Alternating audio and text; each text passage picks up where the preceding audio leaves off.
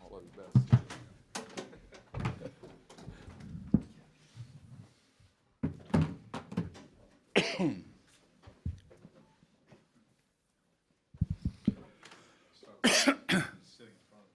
Greg. Roy, with Theo's return, it seems like his transition back into the rotation has been pretty seamless. Has there been any challenges that maybe we haven't been able to notice? Greg, I wouldn't think so. You know, the first couple of games I had in my mind, I didn't want to push him past a certain number of minutes because I wanted to make sure, but I don't feel that as a issue right now at all. I think he's probably played a few more minutes, probably not progressionally in every game, but I don't consider that a problem of limiting his minutes right now. I think he's really doing some good things. And I think maybe, how many has he played, 5 or 6? 5? I would think the last 3 have been better than the first 2. You know, I'd go with it that way. So it hadn't been really much of a problem to me. Do you have any thoughts about using him back into the starting rotation? Is that something that you considered, or is it the kind of thing that you don't want to mess with what's working? Yes, no, no, and yes. Since you asked me 4 questions there, I really haven't thought about it, period. If it gets to the point that I say, okay, he's playing significantly better than Kennedy or Isaiah or Justin or Kenny or Joel, then I would start thinking about it. I like having some guys coming off the bench that add, you know, Buzz Williams is evidently doing something along keeping 2 or 3 of his better players to bring in the second group to match up with the first group, which is, they do that a lot of that kind of thing in the NBA, and I've never done any of that. But we hadn't had enough practice time. What date was he hurt? In October? So it was October. 16? Yeah, so it's 2 weeks into practice or 3 weeks into practice. You know, if we'd had to play a game that day, he would have been a starter. But I don't think that he had spent 42 practices as a starter and then gets injured. And because if that's the case, then I always think that you shouldn't take something away from them if they had earned it. But I think I'm 99.9% sure at that time he's still changing the lineup every single day.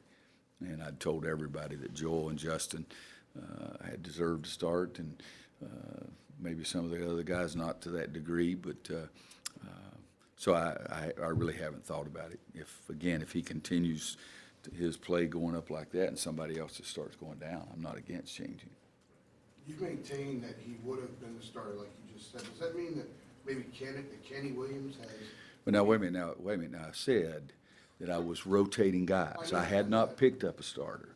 I hadn't picked a starting lineup. I had never mentioned that Theo would be. So I'm not going to get into, well, what if this had happened? What if that happened? Because it never happened. You understand what I'm saying? Yeah, I understand Go ahead. exactly what you're saying. Okay. Does it mean that Kenny Williams maybe is doing some small things on the floor better than maybe you anticipated he would, or? No, and I think the thing I want to get away from is comparing one guy to the next guy, because that's not what I do. I just see who's playing the best at that specific moment. Kenny, and I said this before we played the first game, and I think Kenny was our best perimeter defender, and I think that he's still doing that. I thought my first year here that Jackie was our best perimeter defender, but I didn't start him my first year, but I did my second year because it depended on what else we had. You know, I can play all the what ifs and what ifs and what ifs, but I don't know that Kenny has surprised me, because I did say I think you can probably go back the first week of practice. I said Kenny was our best perimeter defender, and so I don't think that he has surprised us. He started out shooting the ball better than he's shooting it now, rebounding it better now than he was earlier. I don't know that I can answer what you're asking, and maybe too dumb to understand what you're asking. Roy, Joel has had a couple of snapshots where it seemed like he was emotional. Like, for instance, the NC State game, he hit a three-pointer. I think it was his second. He turned to their bench like, y'all better get somebody to check me. That kind of thing. Coming over to the time, the referee kind of was like, okay, you might want to tone that down. But what have you seen from him in terms of that kind of emotion? Like, do you Yeah. feel like, is that his fuel? Or? I try to always get guys, you don't need to aim your emotion towards anybody else. Jock Vaughn was the most enthusiastic, emotional player I've ever coached, but he never aimed it at anyone, the team, the bench, the crowd, any individual. I had a guy that dunked on a guy one time and stood over him. It made me mad. I mean, the guy that dunked was 6'11", and the guy that he dunked on looked like me. So why praise yourself kind of thing. So that's the first way I would answer that. Joel is very emotional in both directions. He gets really fired up and he gets really ticked off. And I think sometimes there's got to be a little more of a level activity in both of those areas. But I like guys that get into the game, that lose themselves into the game. I don't like guys showing any emotion towards any individual or say anything to the other bench, and I've said something about that to 2 or 3 individuals over the last 2 or 3 years. But Joel's emotionalism, and it does motivate him to even get in the game even more. So as a coach, you like that, as long as it's not pointed at anybody. But I've told him he's got to, one way, he's got to keep a little bit of an even keel because he's still got to be the leader because of the nature of his position and for the leadership part. But he's a competitive little rascal. And sometimes you have to say, okay, that's good, but you still got to remember to call the defense. You can't be pounding your chest and forget to call the defense. So you got 4 guys looking at you, what am I supposed to be doing kind of thing. But I haven't had to do much of anything with that for him except say, don't forget that you're the leader and don't get so down, because some guys, Joel gets mad, and he gets mad at himself more than he gets mad at anybody. And that was the one thing that Marcus would get really mad, and how dumb you are, talking about himself, but you would still have to have the other guy's attention. And I think that's the thing with Joel. Joel gets mad. He's a competitive rascal. Roy, on the front page of the game, that's encouragements together. There's a nice quote from Kenny Williams. Mm-hmm. Teamwork and buying into a system and doing things that don't show up on a stat sheet. Mm-hmm. I'm wondering if you saw what he had to say on these things. Jones read it to me on Monday night at our radio show, and which was after our practice.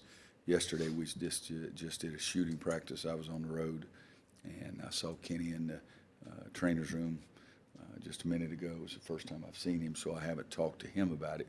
I liked what he said. I believe there's a lot of truth in what he said. And I have one thing that I tell the guys all the time: do your job to the best of your ability, regardless of how important you think it is. Because I think that, the guy that's supposed to, hey, just pretend he's catching the pass, that's a fake to try to get his defensive player to come up a little closer because we're going over there. And that's a pretty little thing. Justin, just something like that. So whatever your job is important. And I think that Kenny was talking about that. He was talking about the defensive end of the floor, the setting screens, the getting on the floor, all those little things that don't show up like three-point shots and dunks do. So I do believe that that's extremely important. But I have not, just because of the time, I have not had a chance to talk to him about it. And I do read all of Steve's stuff. So I'm one of those guys that finds all his bad mistakes. And but I haven't done it yet. He handed it to me today, and Jones read it to me Monday night. So I haven't looked at it and specifically said, wonder what he's talking about there. So I haven't done that much with it. You mentioned Joel's leadership a second ago. Obviously, going into the season, there were a lot of questions about how that would evolve without Marcus, without Bryce, and all that. Has it evolved the way you expected the leadership roles? Has it been unexpected? How has that played out? About what I expected. Again, the thing with Joel is he can get so mad that he forgets that other part, because that competitiveness is, I've never wanted really to tone down somebody's competitiveness. I may want to try to channel it in a different area a little bit. But it's about what I expected, and I'm still talking to him about some of the leadership things. But he's an intelligent kid, and most of the things I only have to say to him once. And you like that part. So the leadership has sort of been about what I expected. The senior class, I've made this statement that everybody wants Nate's opinion, because Kendi's going to give him an opinion regardless, and Isaiah's not going to give him any opinion at all, so they go to Nate first. But I do believe that the three seniors, and then you add in there Joel and Justin and Theo, the juniors. I think they've handled it pretty well. Don't tell Theo I forgot about who he was. Speaking of Isaiah, he's kind of elevated his play the past couple of weeks or so. What do you think has been? Have no idea. I'm not going to ask him about it. Just keep my mouth shut and hope it continues. I'm serious. Is he playing closer to his potential now than he was? I don't know, because we grade people after every game, but I don't think you grade people every 3 games or 4 games or whatever. I saw one of the stats for the last 4 games, but there's the ebbs and flows of a season. You hope it's not like this, but there are the ebbs and flows of the season. Marcus went through a 4 or 5 or 6, I don't know what it was, game stretch last year. We couldn't throw it in the ocean. That didn't mean that I was going to give up on him down the stretch, because in the tournament play he was pretty impressive. At the same time, if somebody's going crazy and playing great, I'm not going to say, well, let's not worry about him. Let's put our time to somebody else. But the one thing that I'm still pushing Isaiah, if you're a big guy, you got to rebound the basketball. If you're a big guy, you got to defend. And his defensive grades aren't as good as they were last year. And yet going into the season, I had really high dreams and goals. I keep trying to use that as opposed to visions or expectations, because I think then you put pressure on people. But I think that Isaiah is playing better. His numbers are better. They weren't bad before, but they are elevated a little bit. And hopefully he's just getting more comfortable after 21 games of starting. I mean, I started him 3 times the first 3 years, and he about had a heart attack every game I started him. So we had to wait till he got through that. I mean, with Bahamas, he runs over, and I thought he was dying. I'm looking for a surgeon, to get him to calm down. But so it could be that he's getting more comfortable with running out there to start. You would hope that it wouldn't take 21 games to get that to happen, but that could be it right there. How differently do you have to coach him compared to maybe a guy like you did with Bryce? I mean, you stayed on Bryce all the time. Yeah, I haven't stayed on Isaiah anything like I did on Bryce, but I'm getting on Isaiah more than he probably likes. But Isaiah it gives you the effort. If he makes a mistake, it's just a mistake. It's not that I didn't hustle to get there. And so I think as a coach, you appreciate that. I want him to simplify his game, and that's probably the thing I've been on him more about anything this entire season. Just make a strong move. You don't have to double pump 17 times. Just make a strong move and go with it. And, perhaps he's feeling better about that at this point in the year, too. When you talk to him about trying to, avoid foul trouble as far as things he can do, it looks like there's maybe been times where you've said maybe don't bite on a pump fake or something like that. Oh, sometimes? That was from only not being in the huddle. But I mean, is it things like, is there certain things you're trying to tell him, like, hey, don't do this, try to put yourself, don't put Yeah, yourself in that position? even in the spring, our meeting in spring, that's what we talked about. We talked about in the summer during our practice. We had practiced once a week for 4 weeks this summer, and we talked about it at that time. And he's understanding it a lot more. But nobody in the world just talks about staying on the ground more than Roy Williams. And right in front of our bench, he jumps up in the air, and I'm going crazy. I said, you know what, you would have, I don't know if I should say it to this group or not. Don't think I should, okay. There was a terminology that we would have used on the schoolyard 20 years ago, what he was doing. You just dropped something. You dropped your jock, because he faked you right out of your jock, because you're hanging up there in the rafters and he's driving in right by you. Nobody on my team even knows what the dickens a jock is, so, they don't understand that, so. Is there, Perfectly acceptable. there you go. Okay. Is there anything else that you tell him as far as, I don't know, things he can do to try to avoid being in those positions? I mean, Yeah, it's just, you've got to, regardless, it's funny, you say, think. And then some players, you say, don't think so much, just play. And that comes out of the mouth of the same coach, okay? But I think sometimes Isaiah doesn't realize how strong he is, how fast he is, how high he jumps, and those kind of things. And I think I have to remind him of that. As you have some physical abilities a lot of people don't have. But that is a fine line. If somebody says, don't think too much, a guy that's thinking too much is not playing. And then a guy that does dumb things, what do you say to him? Think. It's one of those hard things as a coach. Coach, you touched on the emphasis earlier of everybody doing their job. How would you describe the job that Luke made has done and the productivity that He's another prime example. That's as intelligent a player as I've ever had in the classroom, and I got to get him to think a little bit more out on the court. You know, he does some Phi Beta things in the classroom and some what the opposite of Phi Beta on the court. Okay, so Luke gives us some things that the other three big guys don't. He can step out and make a shot. He's a natural rebounder, but natural rebounders, if they box out, will be even better. And, you know, assigned him the other night, Tyler Roberson from Syracuse, and twice in a row he didn't box him out. And, you know, here's a guy that's got a higher grade point average than probably everybody in this room added together. But, you know, go box the guy out, you know, that kind of thing. But he's really doing some good things, and I think when, not if, but when he gets more savvy about what everybody's talking about, then his play's going to go up even more. How close is Justin to being the rebounder you wanted him to be? Depends on which game it is. I'm serious. He's had 2 or 3 games that he's got three double-doubles or something. 2 this year. Yeah, and I think that could be more often, but there'll be one game he had 10 rebounds. That's good. What did he have last game? 2. You know, I sort of like 6 and 6, you know, but I'd really like 10 and 10. But he and Theo at the start of the season, I preached to them, and Kenny has bought into it more. Justin has bought into it the second most, and yet Theo had the 2 biggest offensive rebounds in the game against Boston College. But we can't expect Isaiah and Kennedy to get every rebound. We've got to get some rebounding from the other guys, too. Got Virginia Tech coming here tomorrow night. What is it about a bus we have teams like that concerns you? The way they're playing? You know, I don't ever evaluate one guy's team from one year to the next. This year's team, they really shoot a really good percentage. They have 5 guys that can go out on the floor and play. They don't have a post player that stays in low post, which allows Isaiah and Kennedy and Tony to be more comfortable defensively, so they got to get out on the court more. They defend you. They change defenses.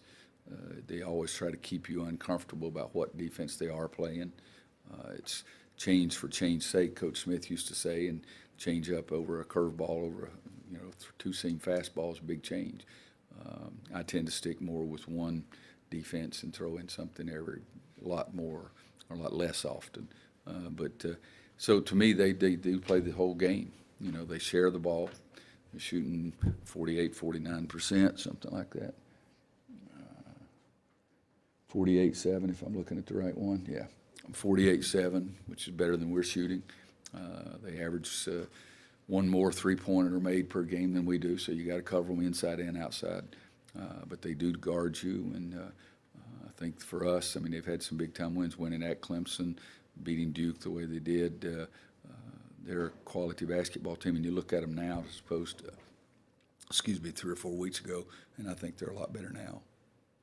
Roy, you seem to downplay the quality of your team's rebounding despite leading the nation by rebound margin. Is the gap between where they are and where you think they can be that? Yes, it is to me. Because I emphasize it so much. You've heard me say that a prospect came in one time and said, I didn't realize there was a 11th commandment, thou shalt box out. But that's the way I treat the game. And so I think that we can significantly get better than we are right now. And so hopefully if we do that, then it'd be something I'd really be pleased with. What are some areas where you think they should get better? Boxing out. You got to go make some contact. You know, you can't wave at the guy and put a wrist into him or a little finger into him and think he's going to stop if he's a good rebounder. And then, and now I'm not saying to take it away, because I told him the last couple of games, the biggest factor in the game has been our rebounding. But our rebounding, I think, is a little inflated by our low field goal percentage, because all those volleyball times we lay it up and get it, and lay it up and get it, and lay it up and get it. Oh, God, they're a great rebounding team. Well, dang, we're 1 for 4. You know, so it's a little bit inflated by that, but I think it's one of the things that I'm proud of, but not nearly satisfied. Are there other areas that we would look at the stats and think are okay, that you still see that kind of significant room for improvement? The defensive field goal percentage, and I don't know if you'd see as it is okay or not, but I think that's something that we've got to improve. I really think that last year, for example, I think we led the league in defensive field goal percentage, maybe just in conference games only. But I want us to get to that point, because I want to turn people over, but I want to hold them to a low percentage. And that's hard to do, because you can't turn people over unless you gamble. But if you gamble, you get beat sometimes too. So it's a little bit of a balancing act there. And I would have to look to see what our turnovers caused looks like this year compared to last year, but I just think I look at the rebounds, and then I look at defensive field goal percentage is the first thing I look at, and then I look at our field goal percentage. Because I think those are the most important parts of the game. You mentioned Jacques Vaughn is one of the most emotional players you've ever coached. Enthusiastic is one part of it, too. You mentioned Kennedy is going to tell you his opinion regardless of what you think. How would you describe all the players you've coached Kennedy's leadership style? You remember I said that I would trust all of my kids to take care of my grandchildren. And then I said before the day was over, my grandchildren would be taking care of Kennedy. So I understand that part when you ask that question there. But Kennedy is, I've stayed on him pretty hard. He's not in Bryce's category, but he's pretty close because I just think there's more there, and I'm always going to push. But he has the respect with each and every day and each and every game. I think he's getting more and more respect from his teammates. And if you have that respect, it's a lot easier to be a better leader. And, because he's had some little nagging injuries that have bothered him all year long, and he's still showing up at the buzzer. Coach, you have a quick turnaround to Miami, less than 48 hours. What kind of goes into that, playing one game at night and then you have a game on Saturday? Well, it's hard. It's one of the things I despise about our league schedule because I don't think anybody should ever play 2 games in 3 days and both of them on the road, and several of the schools in the league have to do that. When I was in the Big 8, Big 12, and we went to Big Monday, and so that meant you were playing on Saturday and Monday, and we had it set up that you never had to play both of them on the road. And I think that's what's really hard. And I'm not the only school. I think we have one, and 3 or 4 teams have one. Pitt and Virginia. Yeah, we have at Pitt and at Virginia, but so that's hard. We are at. I'm serious. Who do we play next week? Next week, Yeah. Pittsburgh here. Okay, so we have 3 Virginia on games, Tuesday. 3 games in 6 days. We're Thursday, Saturday, Tuesday. Okay, so that's to me when it really gets into problem. 2, it's a little bit of a problem, but if you're traveling to both of them, it's more of a problem. So this week we've got one at home on Thursday and it's on the road on Saturday. That's not as difficult as later in the year when we're at Pittsburgh and at Virginia. But it's you have to do that in tournaments. They're 18, 19, 20, 21 years old. One time, I'm going to think this might have been my first year here, we played Duke here on Thursday night and played at Wake on Saturday at 12 noon. That's a little bit more difficult too. So game time gets into it because we try to have our practice the day before game finish about the time we're starting the game. But, if we play Wake at Wake on Saturday at 12 noon, we are not going to finish practice on Friday because we do this thing called go to class. So I think that depends on what your beliefs are. It affects you a little bit more. But In terms of recovery and stuff, is there anything you do differently? we got a nice new hot tub, cold tub in there. You can go get your legs in there. The trainers and our strength conditioning coach, they do a great job with our guys' recovery rides. I wish they'd do as good a job with me. Around this time last year, you guys had a little dip in your conference play. Did you take anything last year going into around the same time? No, because last year we lost at Notre Dame, at Louisville, at Virginia. Most people did the same thing. It's college basketball, and I don't remember what did we start out in the league last year? We were 7-1, I think, 8-1. And so we didn't play at Louisville, at Virginia, at Notre Dame, and those places. And we know that our schedule this year is backloaded like it was 2 or 3 years ago. And but in the ACC, you better not be looking down and thinking about what might happen later. You better play your tail off today. Capel III wrote a story in the Players Tribune about his dad's ALS diagnosis. I know you were assistants in the ACC in the 80s. Do you keep up with Jeff Jr. at all? Steve and him said, and it's on my desk right now, I have not read the article. I know Dad, and every time I see him, I just call him Dad because of the 2 sons. But I know he's had some health problems, and this is not one that you take lightly. I did a speaking engagement, I think it was last spring, in Gastonia. It was a Hall of Fame deal for the Gaston County deal. And, and you get to be coaching, and you get so self-centered at times, and we have to look in the mirror and check ourselves because I'm looking over, I said, man, Big Jeff and Jason come to hear me talk tonight. That's really nice. I got to really thank them. And then I looked at the daggum program, and Armstrong was being inducted in the guy, and he coached him. You know, and I'm up there, that's real nice. You guys came to see me. And the guy down here is about 100 times more important. So we've been friends. We've talked about golf. You know, he was on Larry's staff with the Hornets. He's a good guy. And I hate to see it, but I have not read the article. I have it on my desk. But you hate for somebody to have something like that because it doesn't just affect them, but it affects their whole family. But when you're a basketball coach, because of the position, you feel that you're sort of a leader of a group. And then when those things hit you, you remember how frail you really are as an individual. And that affects you mentally a great deal. When I had the cancer scare, it was the thing that got me more was, am I going to be able to continue doing the things I do? Am I going to be able to continue being Roy Williams? And that was hard.